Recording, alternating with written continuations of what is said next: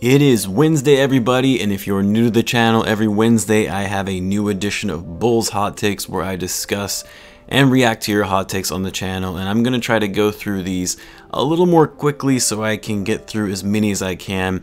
It's just sometimes I have a lot to say on a given take, so let's get right into it. What's going on, everyone? You are listening to Bull Central here. Hope you're doing well.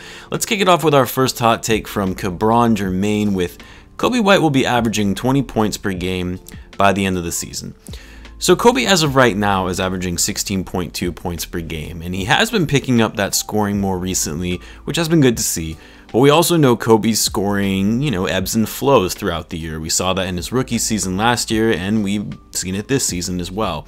Now, because I'm a nerd and I did the math based on where Coby sits today, if he ends up playing all of the games for the rest of the season, he would need to average 23.4 points per game for the remaining 38 games of the year just to finish with an average of 20 points per game for the season as a whole.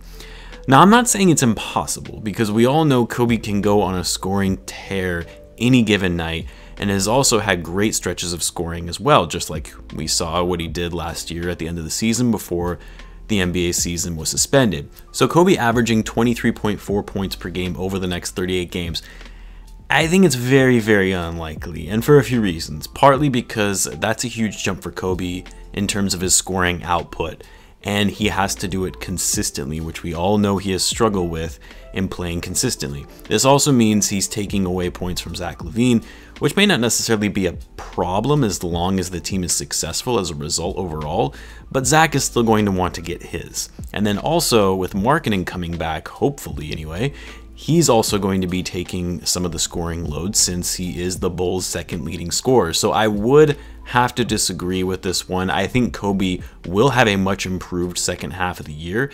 I could see him finishing off the year maybe averaging around 17.5 points per game, but I think 20 is a bit of a stretch. Next up, we've got Josh. The Bulls will be buyers at the deadline and trade for a second option next to Lavine, like Vucevic, Oladipo, Harrison Barnes, etc. Well, I'm not sure Harrison Barnes would be the type of player who would be a second option to help Lavine. I do think Barnes is a solid player, but not really the type of guy that comes to mind when thinking of someone to bring in to help Lavine. Guys like Vucevic and Oladipo, absolutely. I think those are star caliber players who would be a great number 2 option for Lavine and would fit the roster nicely. Maybe not Oladipo as much, but Vucevic, absolutely, since the Bulls really could use a star center. But even those guys aside, since I know you mentioned them just as examples, I mean, yes, the Bulls do need a solid second option to pair with Lavine or just getting him some help in general, but I really don't think the Bulls are going to do that prior to the trade deadline. I fully expect them to stay put and not making any trade moves. Most of the big shifts, I think, will be happening this offseason after the new front office has had a full season to truly evaluate the roster in full. But then they'll free up a lot of money off of the books with a lot of guys on expiring contracts, namely Otto Porter's, whose salary has been taking up the bulk of that. So the thing with trading for some of these guys, before the deadline is it's all about what cost, right? Because like a guy like Vucevic, he was an all-star this season, having one of the best years of his career. The Magic are not going to want to just let him go for anything. They're going to want a lot for him in return, and mainly in the form of young assets, since they'll essentially be rebuilding, especially if they're trading away their best player. I mean, you're talking a trade that would involve at least 2 of the Bulls starting 5, not named Lavine. Are the Bulls willing to give up that much of their future for a big man who is a great player, a very productive player, and has a unique skill set, but he's also 30 and likely will start to be declining soon, and he doesn't really fit the Bulls' overall timeline? That being said, bringing in a guy like Vucevic to pair with Lavine, if it could be enough to fast-track the team's timeline to title contention, if it attracts bigger name free agents to come to Chicago to sort of be that third piece in creating a star trio, yeah, maybe. But even with all of that, I do think the front office is going to hold out and wait until the offseason. I know the big name free agents for this year have kind of dried up a bit, but there are still a lot of quality players who will be free agents this offseason, and the Bulls have a ton of cap space and flexibility to be able to work with, and pulling the trigger for a trade before we go into the offseason might be a little premature. Next up, we've got Ty. Zach Lavine will make at least 4 All-Star appearances in his career. I would agree with this for sure. He's already got 1 under his belt, so 3 more to go. And at his age and the progression we've seen from him and getting better and better every year, absolutely, I think that's achievable. And mainly because getting that first All-Star appearance is the hardest one. Once you've already been selected, it does become a little bit easier in getting voted in the following seasons because you've already been recognized as one. So 4 All-Star appearances, yes, I would say that is likely. He may even end up getting more than that if he continues on this trend. Next up, Big Reese. Zach Lavine will average 36, 6, and 6 a game in the second half of the season, jumping straight to the MVP talk. He will single-handedly get the Bulls to the playoffs this year and win a series. Big Reese, my guy. I love the optimism, I really do. But 36 and 6 are really tough metrics to meet. I mean, even for someone like James Harden, it's difficult to put up that many points per game. You know, I mean, Zach Lavine is going to have to start consistently putting up 40 points most nights just to maintain that kind of average over the next 38 games. I know it's easy to look at Zach's numbers and say, well, he's averaging 28.7 points per game right now. What's just another 7 points or so for him to get there?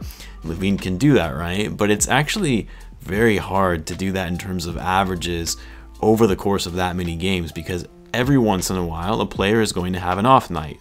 At 36 points per game, an off night would be scoring 25, which is still really good, but that would throw off the average. And then 6 rebounds and 6 assists. You know, Zach's averaging 5 and 5 right now, so I would say that is a little more doable. But even then, there are some nights when Zach doesn't get that many rebounds or assists, and it's going to bring down that number for the average overall. Zach has had an incredible season already in and of itself. We're talking about him making even another significant leap to get to 36 and 6. I mean, I would love to see it if he did, because it in turn means the Bulls are likely going to be winning more games. And yes, if he starts putting up numbers like that, absolutely he would be in the MVP conversation, especially if the Bulls start winning more consistently. I don't see how he couldn't be at that point. And then the Bulls making the playoffs and winning a series. Oof. I do think the Bulls can make the playoffs. I've been saying that since before the season started, that, you know, that is 100% doable in my view, especially given how close everything is in the East right now. But winning a series, I mean, the thing is, if the Bulls make the playoffs, I think the best they'll be able to finish with in the East is the 6th seed. So they miss the play-in tournament and they'll play the 3 seed in the first round.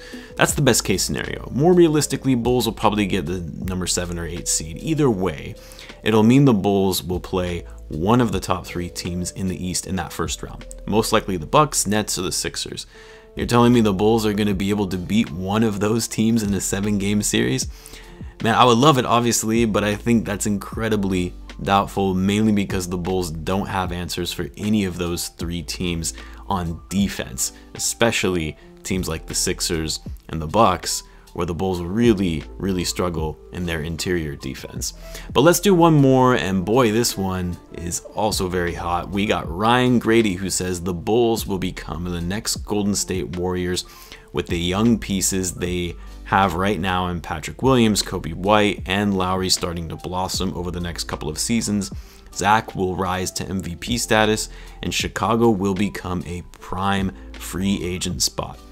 Boy, this one is even hotter than the last. I mean, anything is possible, I guess, right? That's ultimately the goal of any team, is to become a dynasty that is in the hunt for a championship year after year. And as much as I don't like saying it, because I really don't like the Warriors, that team was incredible. Granted, they were lucky enough to get a star player who bitched out on his team to join an already star-studded roster so he could win a ring. I think we all know who I'm talking about. But in any event, this is a stretch to say the least. I do think Patrick Williams has a lot of potential, to be a star in this league. Coby White, I do still see some upside in him. You know, he's only in his 2nd year. He's 21 years old.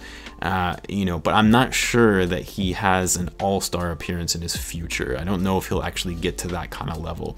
Lauri Markkanen, I mean, there's potential there. I've said it multiple times on this channel, but he's got to stay healthy. Zach Lavine, already a star, and he's on his way there to even taking himself to the next level of being an elite player, even a superstar with the right pieces. But do I think he's going to be like a Kevin Durant or Steph Curry level player like the Warriors had? I don't know, that seems a bit high for a guy like Zach, because we already saw Kevin Durant and Curry playing at superstar levels at Zach Lavine's age. And then the rest of the guys you mentioned, the young core blossoming, I'm just not sure I'm seeing this current group that we have getting us to a dynasty level in the next 3 to 5 years. I would love to be proven wrong, because nothing would please me more but to see my Bulls back as a dynasty and powerhouse in the league.